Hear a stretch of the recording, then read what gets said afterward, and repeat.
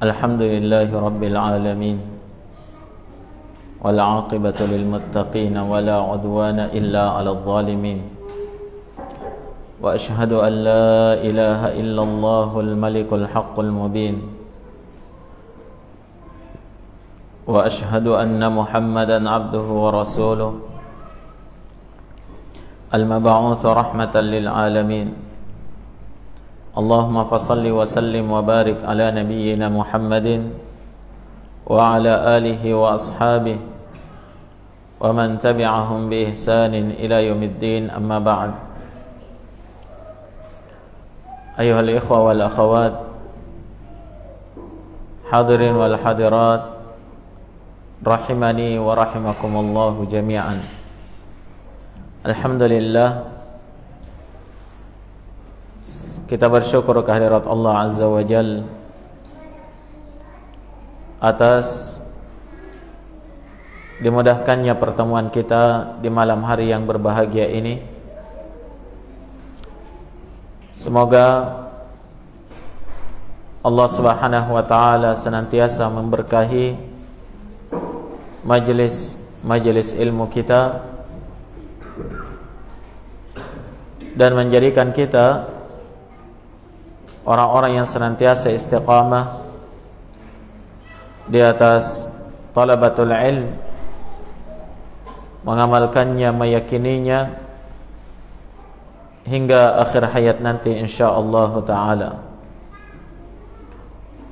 Al-ikhwa wal akhawat, hadirin wal hadirat, rahimani wa rahimakumullah. Pembahasan kita masih berada pada nasihat baginda Nabi kita Muhammad sallallahu alaihi wa ala alihi wasallam dalam hadis Abu Hurairah riwayat Al-Bukhari dan Muslim, ketika Nabi sallallahu alaihi wasallam menasihatkan umatnya untuk menjauhi 7 perkara yang membinasakan. Dan kita telah membahas perkara yang pertama dan yang kedua, yakni asyirku billah, syirik kepada Allah, dan melakukan praktek dari praktek-praktek sihir. Maka kita melangkah pada perkara yang membinasakan yang ketiga, yang disebutkan oleh Nabi sallallahu alaihi wasallam di dalam hadis ini. Kata beliau, wa qatlun nafsi allati harramallahu illa bil haqq, dan membunuh jiwa yang telah diharamkan oleh Allah Subhanahu wa taala untuk dibunuh kecuali dengan haknya.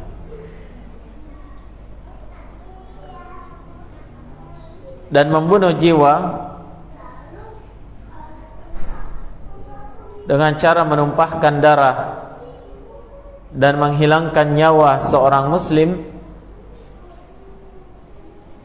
ini adalah merupakan kebinasaan yang sangat besar terhadap pelakunya, karena dia terjatuh di dalam salah satu dosa dari dosa-dosa yang sangat besar yang telah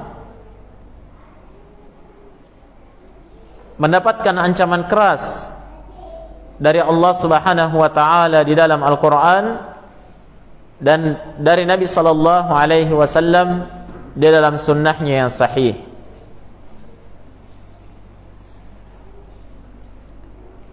Bahkan membunuh jiwa seorang muslim ini disebutkan oleh para ulama merupakan pelanggaran atau termasuk pelanggaran atau dosa-dosa yang pertama kali terjadi di alam semesta ini sejak adanya manusia. Yang telah dilakukan oleh siapa? Oleh dua anak Nabi Adam alaihi salatu wassalam, Habil dan Qabil. Ya. Dia telah melakukan pembunuhan terhadap saudaranya, sehingga mendapatkan kemurkaan dari Allah Subhanahu wa taala.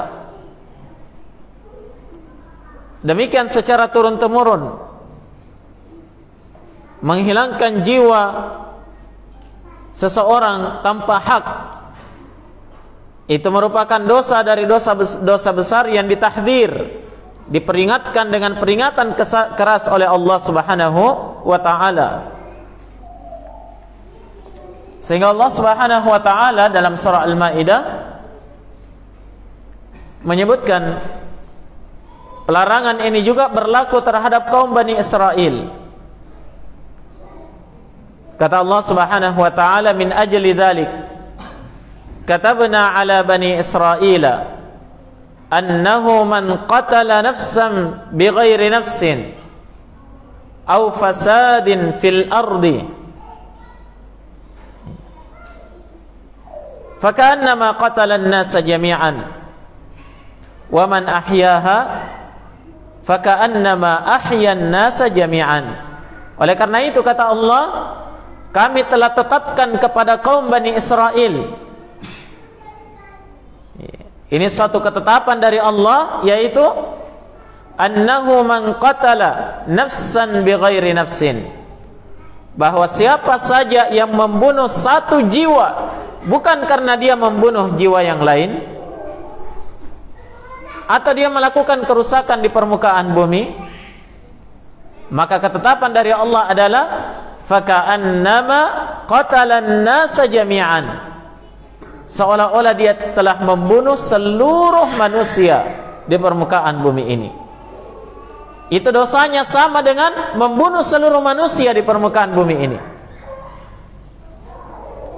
Demikian pula sebaliknya jamaah sekalian, kata Allah, wa man ahyaha, dan barang siapa yang berhasil menyelamatkan nyawa, menyelamatkan hidup seseorang, faka'annama ahyan nasa jami'an, maka seakan-akan dia atau pahalanya itu sama dengan dia telah menghidupkan seluruh manusia di permukaan bumi ini. Ya. Maka perhatikan jamaah sekalian, betapa Allah Subhanahu wa taala memberikan peringatan keras bagi siapa saja yang bergampangan di dalam melakukan pembunuhan, terutama terhadap seorang muslim, seorang mukmin yang beriman kepada Allah Subhanahu wa taala. Naam. Berapa banyak ayat di dalam Al-Qur'an Allah Subhanahu wa taala mengharamkan perkara ini. Di antaranya Allah Subhanahu wa taala berfirman, وَلَا تَقْتُلُوا النَّفْسَ الَّتِي حَرَّمَ اللَّهُ إِلَّا بِالْحَقِّ, dan jangan sekali-kali engkau membunuh satu jiwa yang telah diharamkan oleh Allah untuk dibunuh kecuali dengan haknya. Nah, kecuali dengan hak. Karena jemaah sekalian, ya, asalnya darah manusia di permukaan bumi ini terjaga, terutama kalau dia adalah darah seorang yang beriman. Dijaga kehormatannya, dijaga darahnya, dijaga hartanya. Makanya Nabi sallallahu alaihi wasallam beliau menegaskan, umirtu an uqatilan nas hatta yashhadu an la ilaha illallah. Saya telah diperintah untuk memerangi manusia sampai mereka mau mempersaksikan apa? La ilaha illallah wa anna Muhammadar Rasulullah wa yuqimus shalah, dan sampai dia mau menegakkan salat, wa yu'tuz zakah, dan sampai dia mau menunaikan zakat. Fa idza fa'alu dzalik, kapan mereka telah melakukan itu, yakni melakukan amalan-amalan yang diperintahkan di dalam Islam, apa kata Nabi? Asamu minni dima'ahum wa amwalahum, maka terjaga dariku darah-darah mereka dan harta-harta benda mereka, illa bihaqqil Islam, kecuali atas hak Islam, wa hisabuhum 'ala Allah taala, dan perhitungannya nanti atas Allah Subhanahu wa taala. Ya, maka itu asalnya jamaah sekalian. Darah seorang di permukaan bumi ini terjaga. Allah yang menjaganya. Jelas ya? Allah yang menjaga darah-darah hambanya di permukaan bumi ini, sehingga tidak boleh sembarangan untuk ditumpahkan, dilakukan pembunuhan terhadapnya. Bahkan terkadang hanya perkara sepele. Terkadang seorang itu bergampangan untuk menghilangkan nyawa seorang muslim. Naam. Nabi sallallahu alaihi wa ala alihi wasallam dalam hadis yang diriwayatkan oleh Imam Muslim, kata beliau, kullul muslimi haramun damuhu wa maluhu wa irduh. Kullul muslim, setiap muslim itu haram. Apanya yang haram? Pertama, damuhu, darahnya haram untuk ditumpahkan. Faham ya? Yang kedua, wa malu, haram hartanya. Haram hartanya untuk dirampas atau diambil dengan cara yang tidak benar.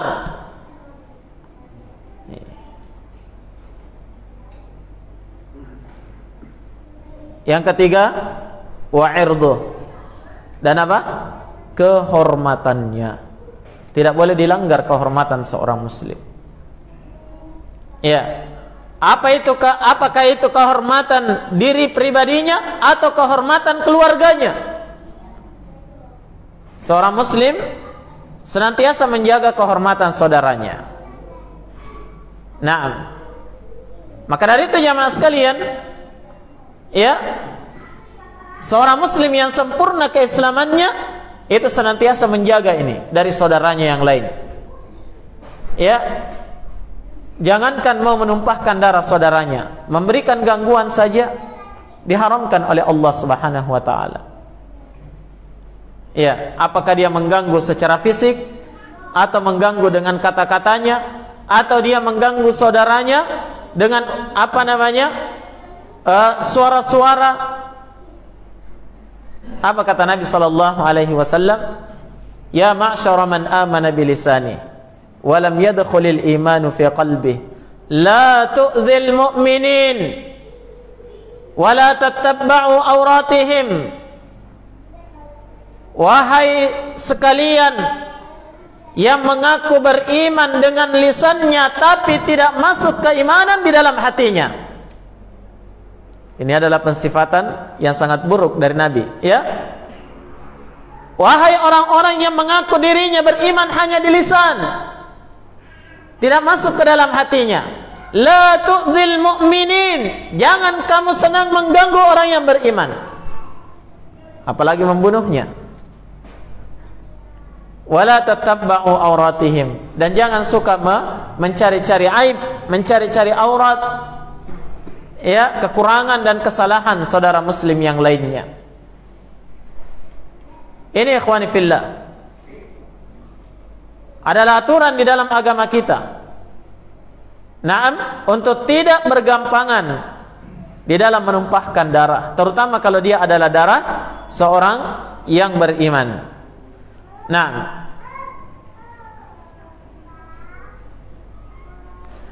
Sehingga jamaah sekalian, ya, Nabi sallallahu alaihi wa ala alihi wasallam itu sampai-sampai, ya, menyebutkan dalam sebuah haditsnya, pembunuhan itu adalah kekufuran. Bukan artinya kafir keluar dari Islam. Ini yang diistilahkan oleh Abdullah bin Mas'ud dengan apa? Kufrun duna kufrin. Kafir di bawah derajat dari dosa kekafiran. Kafir tapi tidak keluar dari Islam. Tapi kenapa disebut kafir? Karena besarnya dosanya. Kata Nabi sallallahu alaihi wa ala alihi wasallam dalam hadis yang diriwayatkan oleh Imam Al-Bukhari dalam sahihnya, sibabul muslimi fusuqun wa qitaluhu kufrun. Mencela, mencerca seorang muslim itu adalah kefasikan. Mencela, mencerca, mengejek, merendahkan, menghinakan seorang muslim itu adalah fasik. Berapa banyak orang yang bergampangan dalam perkara ini, ya? Kadang alasannya bercanda, kadang alasannya karena dia tersakiti, kadang alasannya karena ini dan itu, sehingga dia bergampangan mencerca saudara muslim yang lain.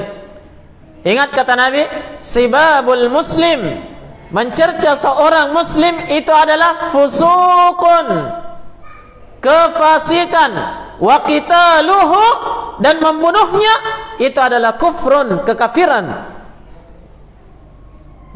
Yakni kafir yang tidak keluar dari agama. Naam. Demikian terhormatnya jamaah sekalian darah seorang muslim di dalam agama kita. Naam. Sampai-sampai ya Nabi sallallahu alaihi wa ala alihi wasallam mengabarkan kepada umatnya bahwasanya awwalu ma yuhasabu bainal 'abdi yaumal qiyamah fid dima.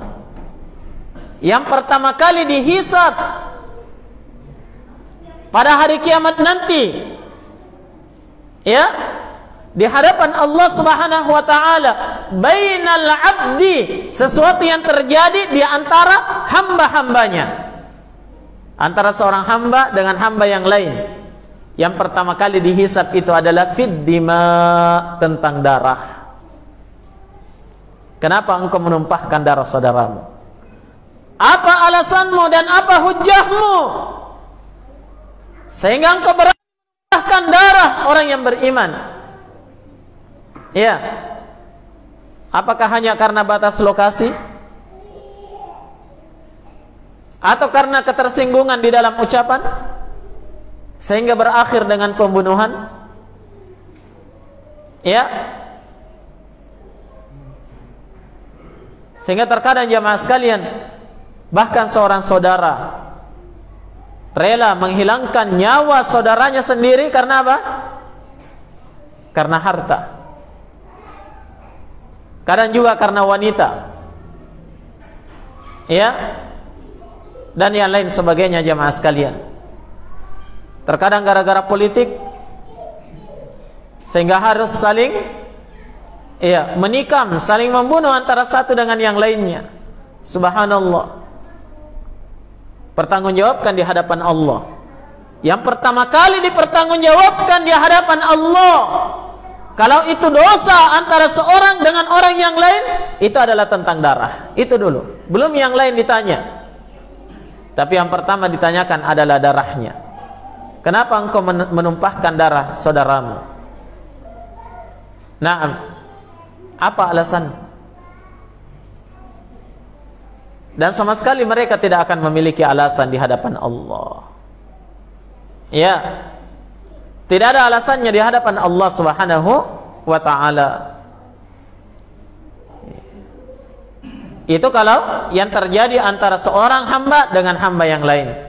Adapun dosa antara seorang hamba dengan Tuhannya, yang pertama kali dihisab apa? Salatnya. Tentang salat, kalau dia baik, akan baik yang lainnya. Tapi kalau urusan dosa hamba dengan hamba yang lain, yang pertama ditanyakan tentang darah. Kalau pernah menumpahkan darah orang lain. Demikian terjaganya darah seorang muslim di dalam agama Allah Subhanahu wa ta'ala. Sehingga tidak boleh sembarangan untuk ditumpahkan. Naam. Hadirin dan hadirat jamaah sekalian yang dirahmati oleh Allah Subhanahu wa taala. Dan ya, di sini disebutkan dalam hadis ini ya, perkara yang membinasakan yang ketiga adalah qatlun nafsi, membunuh jiwa, allati harramallah, yang telah diharamkan oleh Allah untuk dibunuh, illa bil haq, kecuali dengan hak. Tadi kita sudah bahas beberapa dalil dari Al-Quran dan Sunnah berkaitan dengan apa? Haramnya pembunuhan dan terjaganya darah seorang muslim di dalam agama kita. Ya. Namun di sini perlu kita tekankan ya, apa yang disebutkan oleh Nabi di situ, membunuh jiwa yang diharamkan oleh Allah untuk dibunuh. Siapa mereka?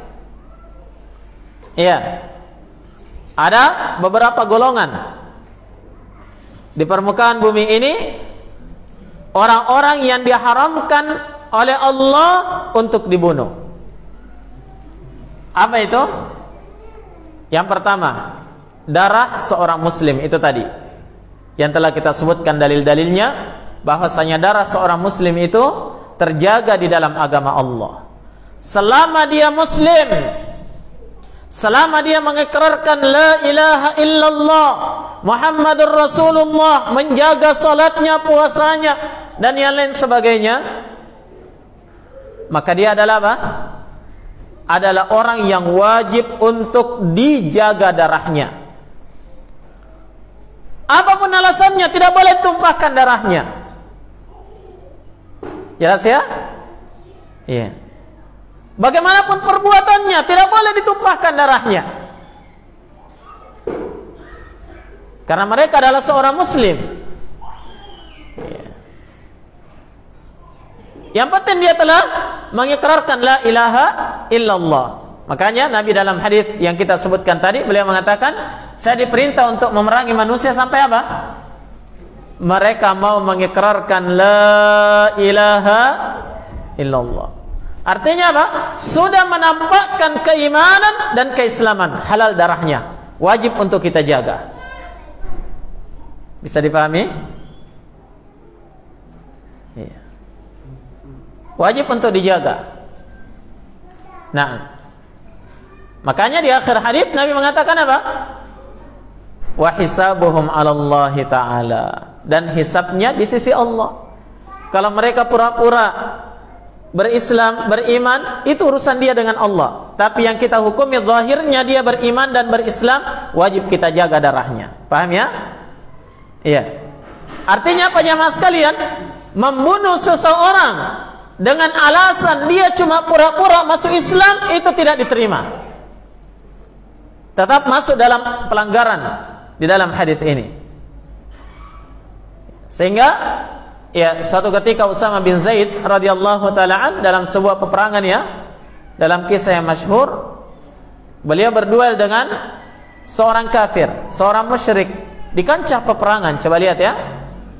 Ketika Usama bin Zaid sudah mendesak dia, ya, sudah hampir membunuhnya, tiba-tiba orang ini mengucapkan apa? La ilaha illallah Muhammadur Rasulullah. Usama bin Zaid, beliau adalah seorang pemuda yang masih belia ketika itu ya. Ya, karena di akhir kehidupan Nabi, beliau diangkat menjadi panglima perang untuk menyerbu pasukan Romawi itu. Umur beliau sekitar 18 sampai 20 tahun atau 20 tahun ya. Beliau seorang memiliki darah pemuda ya, beranggapan di dalam hatinya ini orang hanya mau menjadikan la ilaha illallah sebagai tameng supaya tidak dibunuh. Apa yang dilakukan? Dipenggal lehernya. Sampai berita itu kepada Nabi sallallahu alaihi wasallam. Nabi merah wajahnya ketika bertemu dengan beliau, menunjukkan Nabi sangat marah. Kemudian bertanya kepadanya, aqataltahu ba'da an qala la ilaha illallah, beranikah kamu membunuhnya setelah dia mengikrarkan la ilaha illallah? Maka selama seorang itu menampakkan Islam, haram darahnya.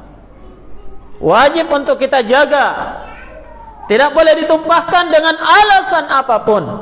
Jelas ya? Itu asalnya. Darah seorang muslim. Nah, kemudian yang kedua, golongan yang kedua jamaah sekalian, itu adalah golongan orang kafir yang masuk dalam kategori kafir apa? Kafir mu'ahad.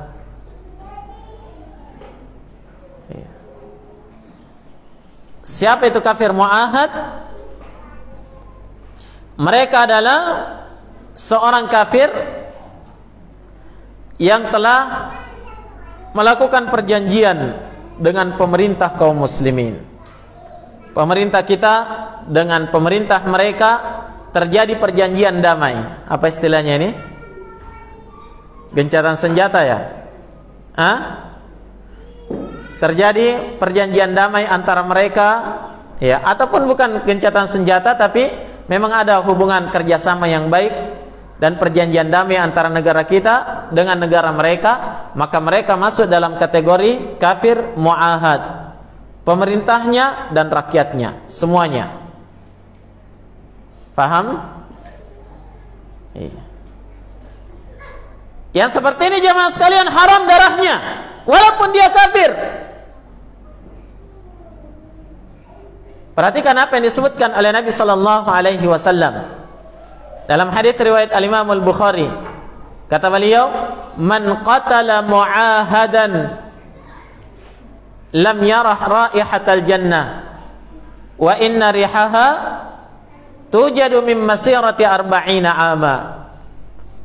Man qatala mu'ahadan, siapa yang berani membunuh seorang kafir mu'ahad, ada perjanjian damai antara kita dengan mereka, dia bunuh. Kata Nabi, lam yarah raihatal jannah, dia tidak akan mencium baunya surga. Ancaman keras. Sementara baunya surga itu, kata Nabi, itu dicium dari jarak 4 perjalanan 40 tahun lamanya. Tapi kalau dia membunuh seorang kafir mu'ahad, tidak akan mencium baunya surga, kata Nabi. Jelas ya? Kemudian golongan yang ketiga, itu adalah golongan kafir juga, tapi kafir musta'man. Siapa itu kafir musta'man? Mereka adalah orang-orang kafir yang telah mendapatkan jaminan keamanan dari pemerintah kaum muslimin. Itu haram untuk dibunuh. Mereka dijamin keamanannya oleh pemerintah. Ya. Ini tidak boleh dibunuh. Makanya jamaah sekalian, pada peristiwa Fathu Makkah ya, apa yang terjadi di situ, ada suatu peristiwa luar biasa yang dilakukan oleh Ummu Hani. Ummu Hani ini adalah sepupu Nabi, saudara dari Ali bin Abi Thalib radhiyallahu taala anha. Ya. Ada 2 orang musyrik yang datang minta perlindungan ke rumah Ummu Hani. Dan itu diketahui oleh saudaranya, yaitu Ali bin Abi Thalib radhiyallahu anhu. Maka Ali bin Abi Thalib menghunus pedangnya dan mau memenggal leher 2 orang musyrik di rumah Ummu Hani. Tapi Ummu Hani mencegahnya, ya, dan menjamin keamanannya. Setelah itu Ummu Hani segera datang melapor kepada Nabi. Ya Rasulullah, ini saudara saya, adik saya Ali bin Abi Thalib, dia mau membunuh orang yang telah saya yang saya jamin keamanannya. Bagaimana ini wahai Nabi? Kata Nabi sallallahu alaihi wasallam, qad ajarna man ajarti ya Ummahani. Sungguh kami telah menjamin keamanan orang yang kamu jamin keamanannya oleh Ummu Hani. Wahai Ummu Hani. Mendengarkan hadis itu, Ali bin Abi Thalib langsung menerima. dan tidak melakukan pembunuhan. Kenapa? Karena ketika itu orang yang dijamin keamanannya oleh Ummu Hani dan juga dijamin oleh Nabi itu masuk dalam kategori kafir apa tadi? Kafir musta'man. Dijamin keamanannya. Seperti inilah jemaah sekalian posisi orang-orang kafir yang datang di negeri kaum muslimin. Ya, apapun maksud dan tujuannya. Ketika dia datang masuk sebagai turis asing ya. Naam, apakah untuk rekreasi atau untuk berbisnis atau menjalankan misi kenegaraan, ya tugas kenegaraan atau yang lain sebagainya, ketika dia masuk dalam negeri kita di bandara, datang ke imigrasi, distempel paspornya. Ini adalah jaminan keamanan dari negara kita. Paham? Ketika dia dijamin keamanannya ini, maka di saat itulah jemaah sekalian, dia adalah kafir musta'man. Dijaga keamanannya di negeri kita. Haram hukumnya untuk membunuh dia, menumpahkan darahnya, apalagi dilakukan pembunuhan massal dengan cara dibom misalnya ya. Ya, dan yang lain sebagainya. Apapun alasannya tidak boleh. Apakah dia alasannya amar ma'ruf nahi munkar, ya, atau tidak senang dengan perbuatan mereka, ya, itu bukan wewenang kita, itu wewenang pemerintah yang telah menjamin keamanan mereka. Bisa dipahami, kawan? Ini tidak boleh ditumpahkan darahnya. Kemudian yang keempat, mereka adalah orang kafir zimmi. Siapa itu kafir zimmi? Mereka adalah orang-orang kafir yang hidup berdampingan dengan kaum muslimin di negeri kaum muslimin, tunduk dan taat pada pemerintah kaum muslimin. Paham? Maka dia hukumnya adalah kafir zimmi. Ini juga dijamin keamanannya. Tidak diperbolehkan untuk ditumpahkan darahnya. Ya, perhatikan ya, dalam hadis diriwayatkan oleh Imam Ahmad, Imam An-Nasa'i dan selainnya dengan sanad yang disahihkan oleh Syekh Al-Albani rahimahullahu taala. Kata Nabi sallallahu alaihi wa ala alihi wasallam, "Man qatala rajulan min ahli dhimmati lam yarah raihatal jannah wa anna rihaha yujadu min masirati 70 ama." Kata Nabi sallallahu alaihi wasallam, siapa yang membunuh seorang lelaki dari ahlu dhimmah, yakni kafir dhimmi, ya. Siapa yang membunuh seorang lelaki dari kalangan ahlu dhimmah, lam yarah raihatal jannah, dia tidak akan mencium baunya surga. Sementara baunya surga itu dicium dari jarak perjalanan 70 ama, 70 tahun lamanya. Kalau dalam hadis riwayat Al-Bukhari tadi tentang kafir muahad berapa? 40 tahun. Kalau di sini 70 tahun. Disebutkan oleh Nabi sallallahu alaihi wa ala alihi wasallam. Oleh karena itu jemaah sekalian, ya, 4 golongan ini, mereka inilah masuk dalam kategori apa? Haramallah, yang diharamkan oleh Allah untuk dibunuh. Seorang muslim dan muslimah kafir, ya, kafir muahad, kafir musta'man, dan kafir apa? Kafir dhimmi. Terus siapa yang boleh dibunuh? Ya, itulah yang disebut dengan kafir harbi. Ya. Apa itu kafir harbi? Orang-orang kafir yang terjadi apa? Kontak senjata, terjadi peperangan antara mereka dengan kaum muslimin. Ya. Itu yang boleh dibunuh. Disinilah berlaku perintah Allah dalam Al-Quran, waqatuluhum haitsu taqiftumuhum, dan bunuh mereka dimanapun kalian dapatkan. Siapa? Kafir harbi. Ya. Ayat ini sering dipelintir oleh orang-orang jihadiyun yang menggembar-gemborkan jihad dan yang lain sebagainya. Katanya ini berlaku umum. Yang penting kafir, bunuh mereka dimanapun kalian dapatkan. Subhanallah. Ini adalah kerusakan di dalam pemahaman mereka. Demikianlah ketika mereka belajar agama, tidak dari para ulama yang bisa menafsirkan ayat Allah ya dengan sebenar-benarnya kepada mereka. Tayyib. Ikhwan, maju di belakang mereka. Maju sedikit.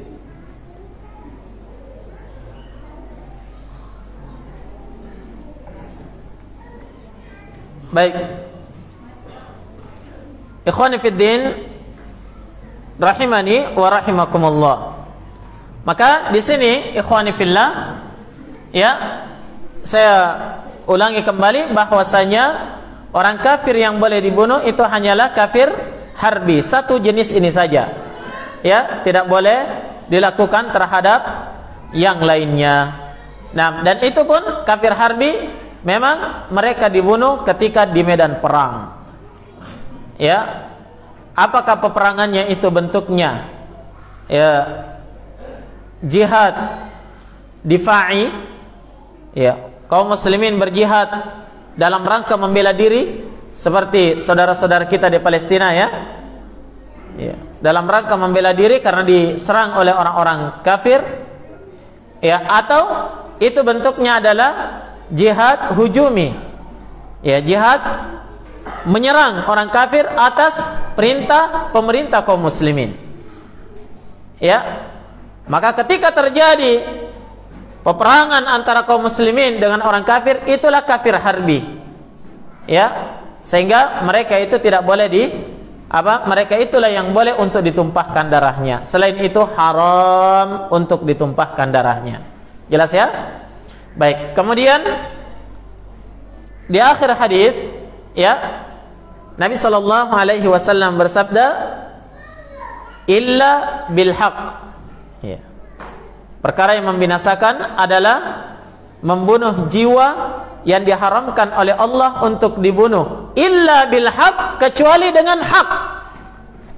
Apa maksudnya dengan hak? Ya. Artinya 4 golongan manusia yang haram untuk ditumpahkan darahnya ini tadi, itu bisa dibunuh kalau dengan hak. Faham? Ya, bisa saja mereka dibunuh kalau dengan hak. Apa itu hak? Apa hak yang dia langgar? Ya, ketika dia melanggar hak yang telah ditentukan di dalam Islam, di dalam agama Allah Subhanahu wa taala, yang mana Allah tentukan hukumannya adalah dibunuh. Seperti apa, ikhwan? Seperti apa?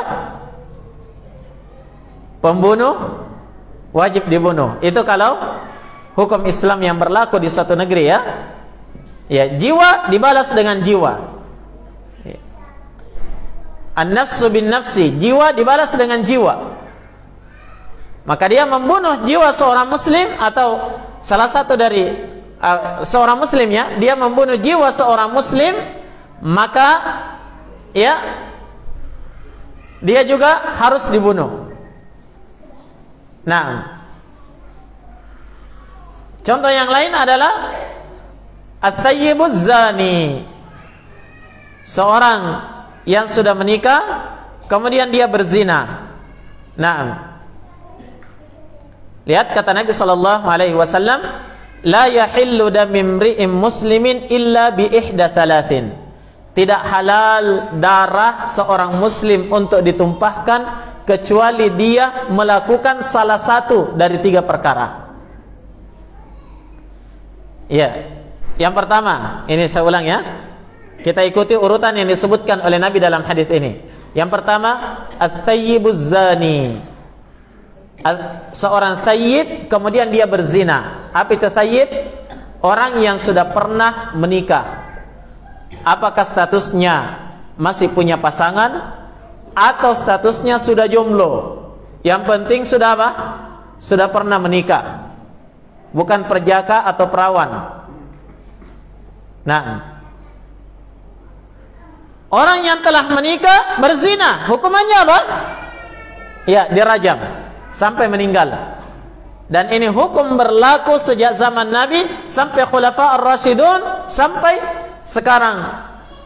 Ya, ketika negeri-negeri kaum muslimin itu menegakkan hukum Allah. Ini satu, at-thayyibuz zani. Yang kedua, an-nafsu bin nafsi. Ya. Pembunuh harus dibunuh.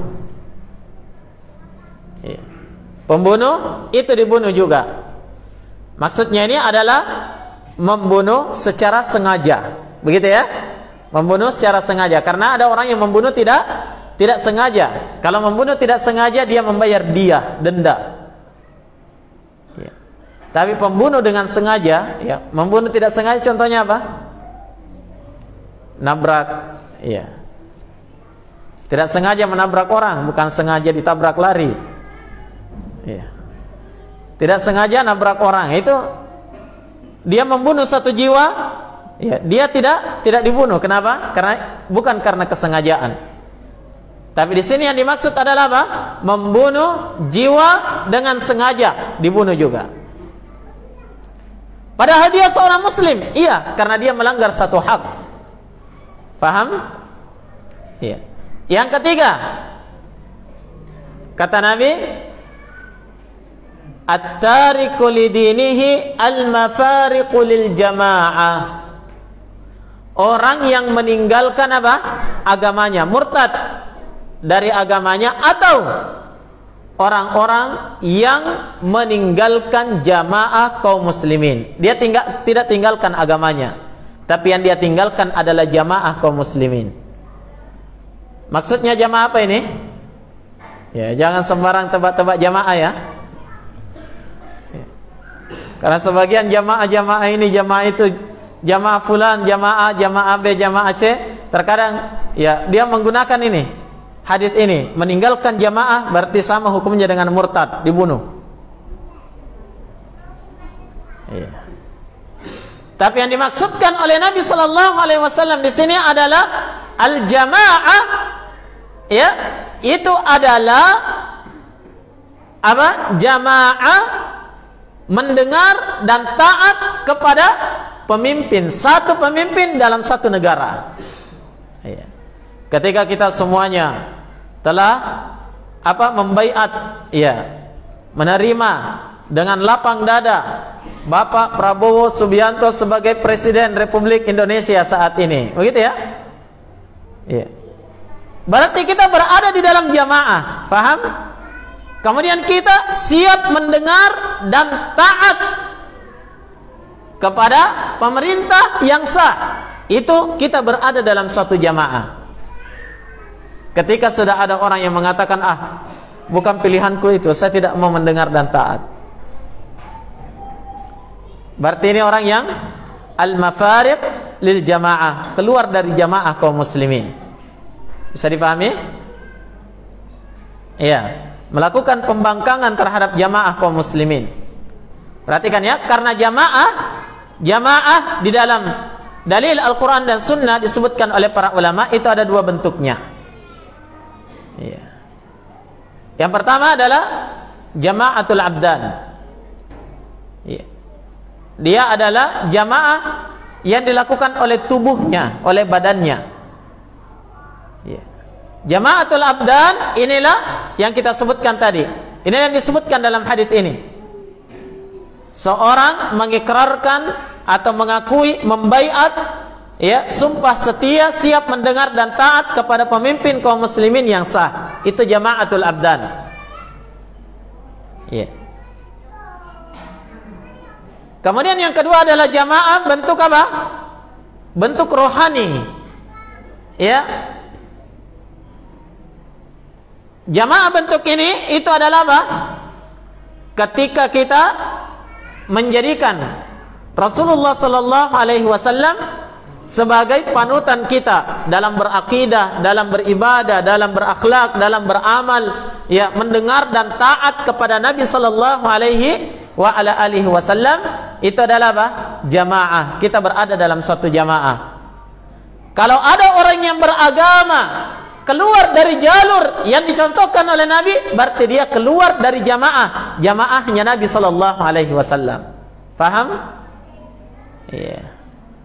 Maka yang disebutkan, yang dimaksud dalam hadis ini al-mafariq lil jamaah, yang menyelisihi jamaah itu adalah jamaatul abdan. Jamaah secara kita masuk dalam golongan jamaah secara tubuh kita, badan kita berjamaah di dalam suatu kepemimpinan. Paham? Maka siapa yang keluar dari jamaah ini, inilah yang harus apa? Yang boleh dibunuh. Tapi ingat, pembunuh dibunuh, pezina dirajam, ya, keluar dari jamaah atau murtad dari agama, itu apa? Dibunuh juga. Naam, yang wajib melakukannya ini adalah pemerintah yang sah di suatu negeri kaum muslimin, bukan individu yang melakukannya. Paham? Yang sampai ada yang dengar-dengar tetangganya, ya, cerita Pak Prabowo, saya tidak mau dengar itu, bukan pilihanku. Ya, akhirnya apa? Dieksekusi sendiri. Ini tidak boleh. Tapi yang wajib melakukannya siapa? Penguasa yang sah di dalam negeri kaum muslimin itu. Nah, dia muslim, tapi dia membangkang kepada pemerintah yang sah. Nah, atau berupaya melakukan pemberontakan. Apakah itu pemberontakan secara fisik dengan senjata, atau dia melakukan pemberontakan dengan lisannya atau dengan tulisannya, atau bahkan cukup dengan keyakinannya.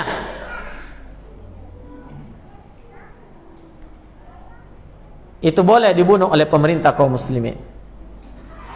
Ya, masuk dalam kategori apa? Khawarij. Orang-orang yang keluar dari persatuan dan kesatuan kaum muslimin. Nah, oleh karena itu Ali bin Abi Thalib radhiyallahu taala an, ya, ketika beliau berkuasa, kemudian satu golongan besar dari pasukannya itu memisahkan diri keluar dengan alasan apa? Ya, inil hukmu illa lillah, hukum itu hanyalah milik Allah. Dianggap Ali bin Abi Thalib tidak berhukum dengan hukum Allah, sehingga dia keluar, ya, berkumpul di satu tempat namanya Nahrawan, melakukan pembangkangan dan pemberontakan kepada Ali bin Abi Thalib. Ali bin Abi Thalib persiapkan pasukan besar. Setelah mereka didebat oleh Abdullah bin Abbas radhiyallahu taala an, ya, kembali, ya, sekitar sepertiga dari pasukan itu kembali kepada Ali bin Abi Thalib. Tapi yang tersisa disiapkan pasukan besar oleh Ali bin Abi Thalib untuk memerangi mereka. Ya. Siapa mereka? Kaum muslimin bersyahadat. Jelas ini? Orang-orang yang rajin salat, puasa.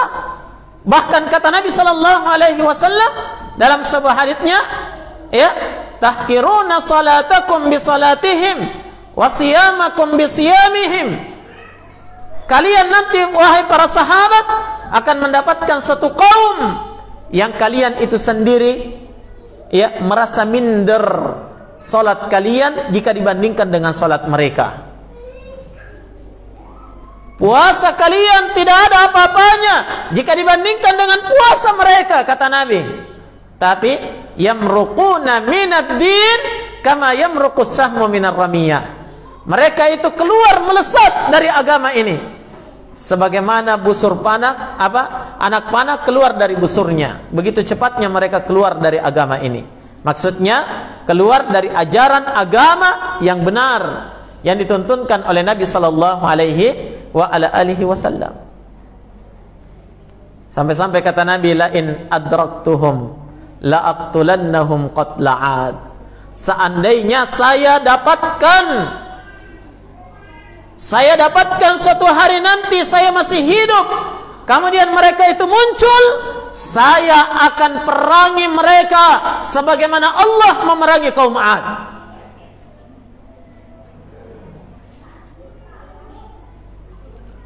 Nabi isyaratkan, ya, memerangi orang-orang yang keluar dari jamaah kaum muslimin. Nah, sampai-sampai dalam hadits yang lain, dalam riwayat yang lain, Nabi menyebutkan, ya, ainama wajadtumuhum faqtuluhum. Dimanapun kalian dapatkan mereka, yakni pemerintah kaum muslimin, di mana kalian dapatkan mereka itu, orang-orang yang membangkang ini, kaum khawarij ini, faqtuluhum, perangi mereka, bunuh mereka. Nah, makanya kata Nabi, mereka itu adalah syarru qatilin tahta adimis sama. Orang-orang yang terbunuh, yang paling jelek yang terbunuh di bawah kolong langit. Ya.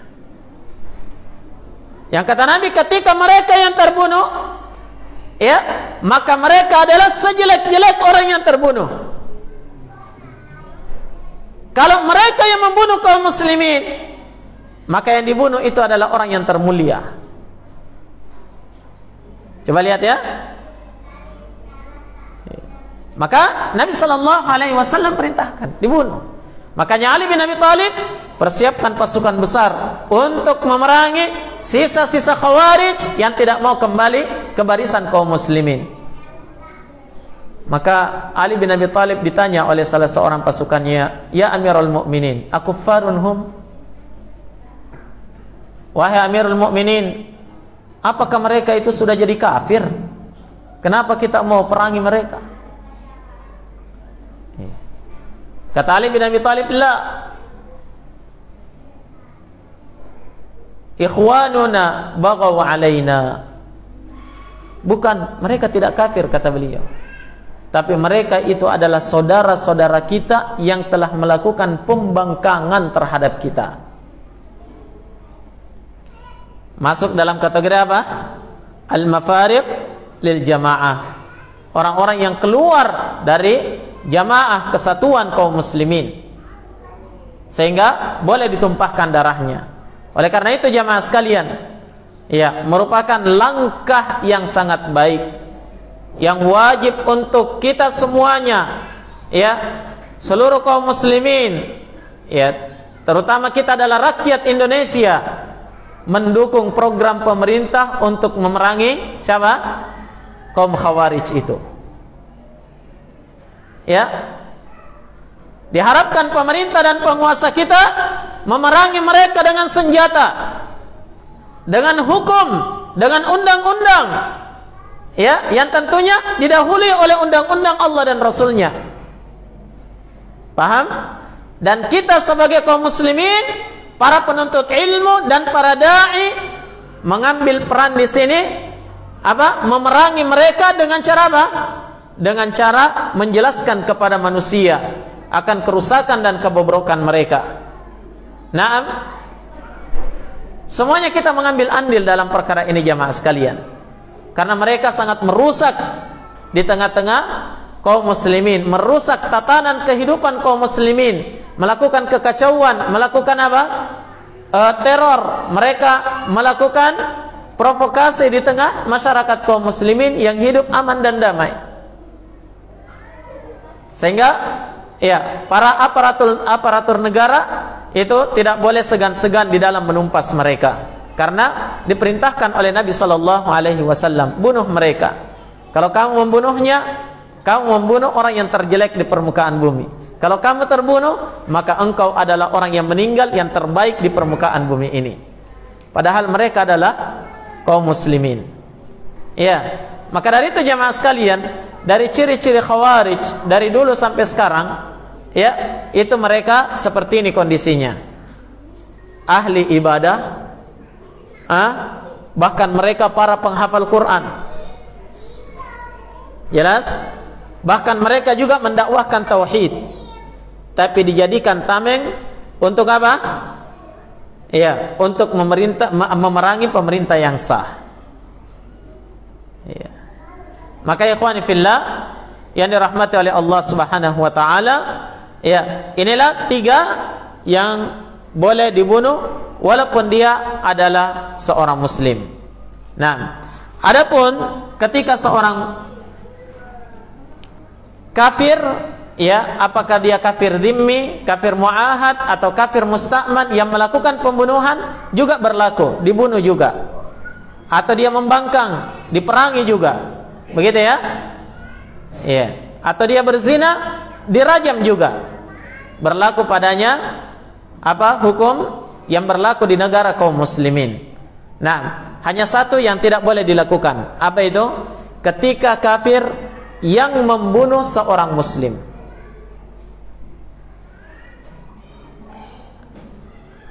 Ketika kafir membunuh seorang muslim, maka orang kafir ini dibunuh juga. Tapi kalau sebaliknya, seorang muslim yang membunuh kafir, apakah kafir dhimmi, musta'man, atau mu'ahad, seorang muslim ini tidak boleh dibunuh karena dia membunuh seorang kafir, apapun alasannya.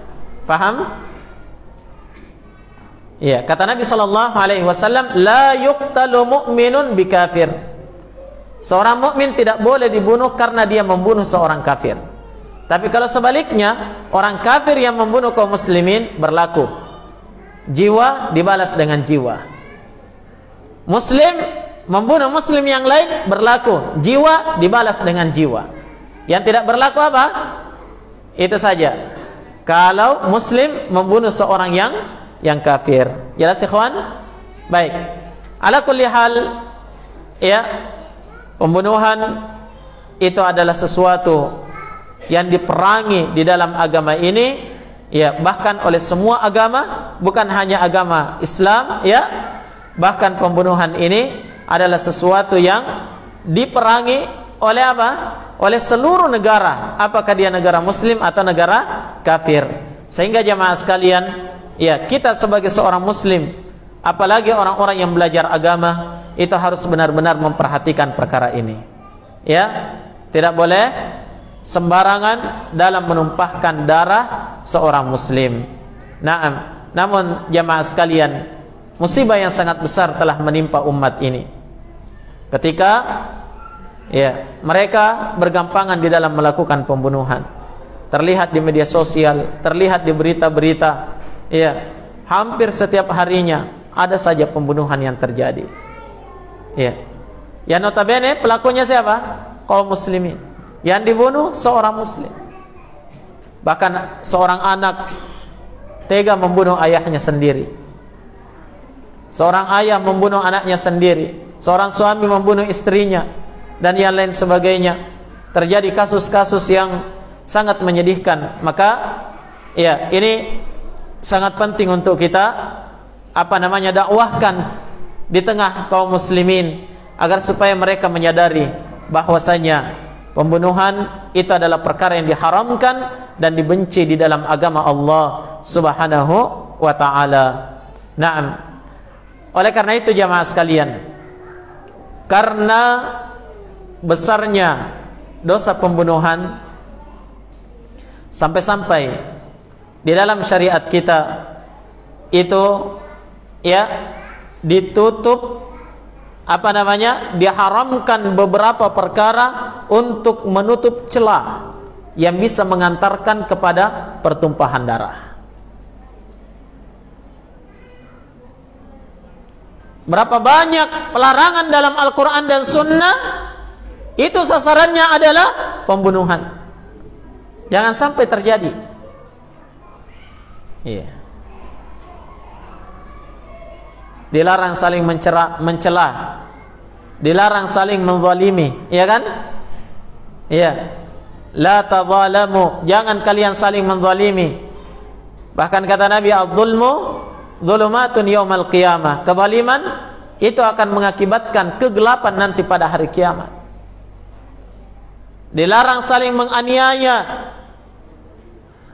Ya. Dilarang untuk mencela kaum muslimin, dilarang ghibah, dilarang pencurian, dilarang perampokan, dilarang ini dan itu. Sasarannya apa? Supaya tidak terjatuh di dalam pertumpahan darah. Ya. Maka ikhwani fillah, ya, ini bukan perkara yang sepele. Bukan perkara yang sepele. Bahkan jamaah sekalian, ya, semua orang tahu bahwa ini tidak boleh. Walaupun mereka tidak mendengarkan dalil-dalil Al-Quran dan Sunnah, tahu pembunuhan sesuatu yang tidak diperbolehkan. Akan tetapi jamaah sekalian, ya, kalau kita tidak memahamkan mereka dari dasar yang kuat dari Al-Quran dan Sunnah, mereka akan menganggap sepele itu, walaupun tahu itu tidak boleh. Jelas ya? Iya. Makanya ini benar-benar harus kita upayakan, fahamkan betul, ingatkan betul, ya, kepada kaum muslimin di tengah masyarakat, agar supaya mereka tidak bergampangan dalam perkara itu, karena darah seorang muslim itu dijamin di dalam agama Allah Subhanahu wa taala. Al-ikhwa wal akhawat, hadirin dan hadirat yang dirahmati oleh Allah Subhanahu wa taala. Ya, mungkin demikian apa yang bisa kita bahas di malam hari ini.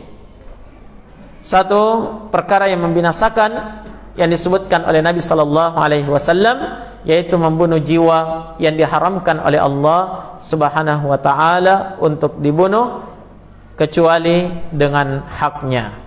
Maka semoga Allah Subhanahu wa taala senantiasa membimbing kita di atas kebenaran dan senantiasa menjaga diri kita, lisan kita, ya, dan tindak tanduk kita, ya, untuk senantiasa berada di atas aturan dan hukum Allah Subhanahu wa taala. Baik, insyaallah taala untuk perkara yang membinasakan berikutnya kita akan bahas pada pertemuan yang lain. Mungkin besok malam ya, insyaallah. Baik. Kita cukupkan dulu, naktafi bihadzal qadar. Subhanakallahumma bihamdik, asyhadu an la ilaha illa anta, astaghfiruka wa atubu ilaik, walhamdulillahi rabbil alamin. Fadhalu hafizakumullah.